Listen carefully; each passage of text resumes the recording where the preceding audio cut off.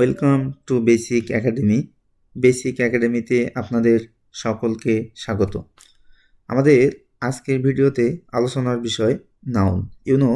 Noun is one of the most important parts of speech, and you also know that parts of speech are of 8 kinds and noun is one of them. We see that noun is always used in any kinds of sentence, so noun is one of the most important parts of any kinds of sentence. So today we would like to talk about the details about of nouns. So let's start.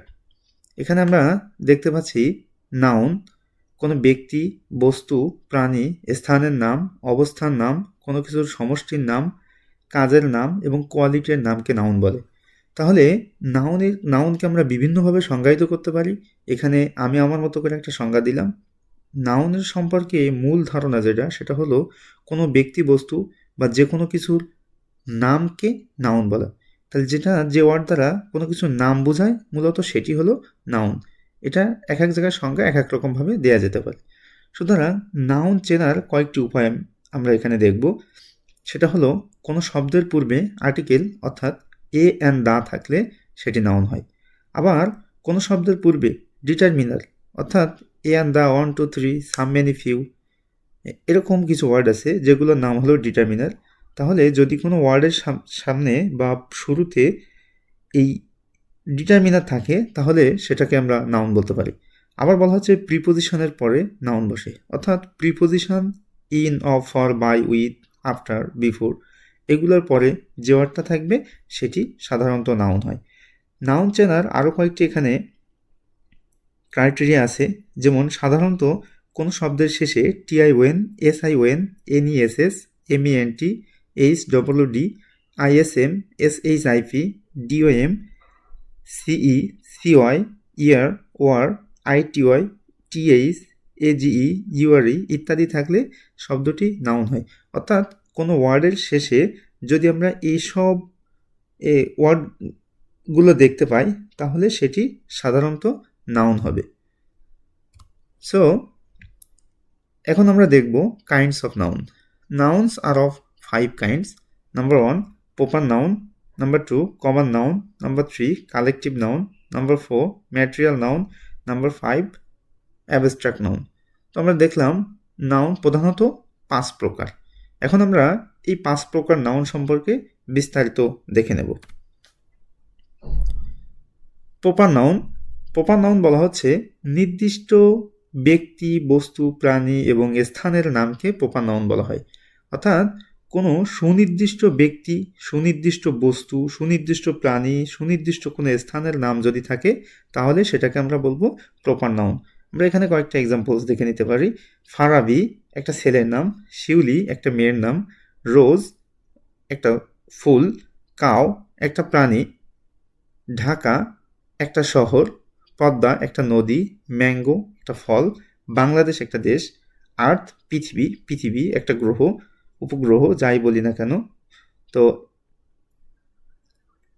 এইখানে বলা হচ্ছে proper নাউনের প্রথম অক্ষর সর্বদা capital হয়। মানে সেন্টেন্সের শুরুতে, মাঝে, শেষে যেখানেই প্রপার নাউন থাক না কেন প্রপার নাউনের শুরুতেই সবসময় ক্যাপিটাল লেটার দিয়ে শুরু হয়। সুতরাং প্রপার নাউন সেন্টেন্সে যেখানে থাকবে না কেন আমাদের ক্যাপিটাল লেটার লিখতে হবে। Number 2 common noun. এখানে আমরা দেখতে পাচ্ছি যে নাউন দ্বারা কোনো এক জাতীয় ব্যক্তি বা বস্তুর সাধারণ নাম বোঝায় তাকে কমন নাউন বলে।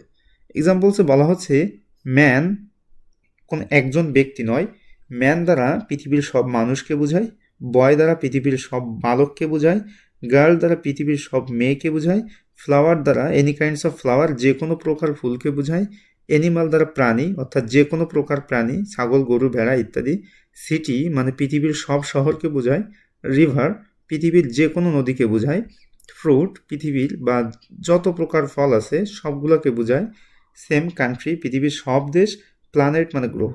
তাহলে আমরা দেখতে পাচ্ছি যে এখানে নির্দিষ্ট একজনকে বোঝায় না, ওই জাতীয় সকলকে বোঝায়। সুতরাং এগুলো হলো কমন নাউন। যখন একজনকে বোঝায় তাহলে সেটি প্রপার নাউন, আর ওই জাতীয় সকলকে যে ওয়ার্ড দ্বারা বোঝায় তাহলে সেটা হলো কমন নাউন। এখন আমরা নেক্সট দেখব কালেকটিভ নাউন। কালেকটিভ নাউন হলো যে নাউন দ্বারা এক জাতীয় কতকগুলো ব্যক্তি বা বস্তুকে পৃথকভাবে না বুঝিয়ে তাদের অবিভক্ত সমষ্টিকে অর্থাৎ সমষ্টিকে বোঝায়, তাকে কালেকটিভ নাউন বলা হয়। যেমন বলা হচ্ছে আর্মি।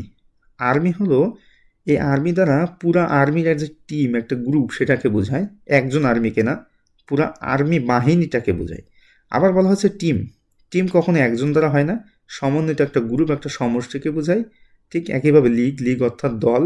ক্লাব, ক্লাবে কখনো একজন মেম্বার থাকে না, অনেক সদস্য মিলে একটা ক্লাব হয় এবং সবাই একটা সামষ্টিকভাবে কাজ করে। ঠিক একইভাবে ক্লাস, একটা ক্লাসে একজন থাকে না, অনেকগুলো থাকে, অনেকজন মানুষ থাকে, এই জন্য এটা একটা সমষ্টি। গ্যাং, গ্যাং মানেও একই সেম, ক্যাটেল গবাদি পশুর দল বা পাল। এবার হচ্ছে ক্রাউড, ক্রাউড মানে ভিড়, একা একা কখনো ভিড় হয় না। কমিটি, একজনে কখনো কমিটি করা যায় না, এগুলো সব গ্রুপ ওয়ার্ক। ফ্যামিলি, একজনে কখনো ফ্যামিলি হয় না। Society, group. Audience, herd, flock. Jury, jury অর্থ হলো বিচারক দল। তাহলে এগুলো কখনো একটাকে বোঝায় না, কয়েকজনের একটা সমষ্টি, একটা টিমকে বোঝায়, তাই এগুলোকে বলা হচ্ছে কালেকটিভ নাউন। নেক্সট আমরা দেখব ম্যাটেরিয়াল নাউন। ম্যাটেরিয়াল নাউন বলা হচ্ছে যে নাউন দ্বারা কোনো পদার্থের সমুদয় অংশের নাম বোঝায়, যা গণনা করা যায় না, শুধু পরিমাপ করা যায়, তাকে ম্যাটেরিয়াল নাউন বলে। ম্যাটেরিয়াল নাউন দ্বারা আমরা সবচেয়ে সংক্ষেপে এখানে বলতে পারি যে নাউনটা গণনা করা যায় না, শুধু পরিমাপ করা যায়, তাকে আমরা ম্যাটেরিয়াল নাউন বলতে পারি। এর ভিতরে বস্তুর উপাদান বিদ্যমান থাকে। এক্সাম্পলস বলা হচ্ছে ওয়াটার, গোল্ড, আয়রন, আয়রন অর্থ লোহা, rice, sugar, salt, sand, sand অর্থ বালু, টি, চা, milk, oil, perfume, wood, paper. এই উড, পেপার এগুলো আমরা গণনা করি না, এগুলো আমরা পরিমাপ করি। তাহলে এই যে এখানে যে ম্যাটেরিয়াল নাউন দেখা যাচ্ছে, এগুলো সাধারণত আমরা কখনো গণনা করি না, অলওয়েজ আমরা পরিমাপ করি, ওজন করি, তা এগুলো হলো ম্যাটেরিয়াল নাউন। আমরা নেক্সট দেখব অ্যাবস্ট্রাক্ট নাউন। অ্যাবস্ট্রাক্ট নাউন হলো যে নাউন কোনো ব্যক্তি বা বস্তুর গুণ, অবস্থা প্রকাশ করে, তাকে অ্যাবস্ট্রাক্ট নাউন বলে। অ্যাবস্ট্রাক্ট নাউন অনুভূতির সাহায্যে উপলব্ধি ও অনুমান করা যায়, এর বাহ্যিক কোনো অস্তিত্ব নেই।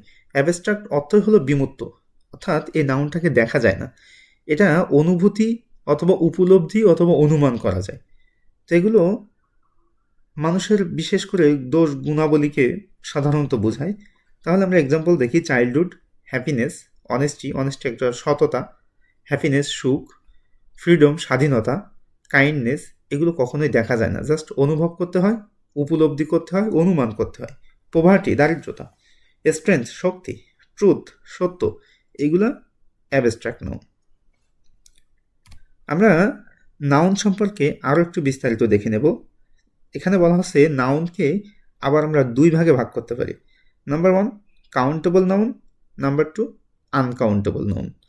অর্থাৎ কাউন্টেবল নাউন যে নাউনকে সংখ্যা দিয়ে গণনা করা যায়, তাকে কাউন্টেবল নাউন বলে। মানে আমরা যে নাউনকে সংখ্যা দ্বারা প্রকাশ করতে পারি, গণনা করতে পারি, সেটা হলো কাউন্টেবল নাউন। এজন্য উদাহরণ বলা আছে ম্যান, মানুষ গণনা করা সম্ভব, চাইল্ড শিশু গণনা করা সম্ভব, flower, river, city, country, animal, army, tree, fruit, book, এই সব নাউনগুলোকে গণনা করা সম্ভব, সুতরাং এগুলো কাউন্টেবল নাউন। আনকাউন্টেবল নাউন যে নাউনকে সংখ্যা দিয়ে গণনা করা যায় না, তাকে আনকাউন্টেবল নাউন বলে। এক্সাম্পল বলা হচ্ছে সল্ট লবণ, স্যান্ড বালু, ভার্চু গুণাবলী, অনেস্টি সততা, পারফিউম তো perfume, water, gold, iron, food, gas, wood. এই নাউনগুলা কখনোই গণনা করা যায় না। যেমন সল্ট, সল্ট আমরা সবসময় পরিমাপ করি, স্যান্ড পরিমাপ করি, ভার্সু অনেস্টি এগুলো তো গণনা পরিমাপের কোনোটাই করা যায় না, জাস্ট অনুভব করতে হয়, অনুমান করতে হয়, সুতরাং এই নাউনগুলা আনকাউন্টেবল নাউন।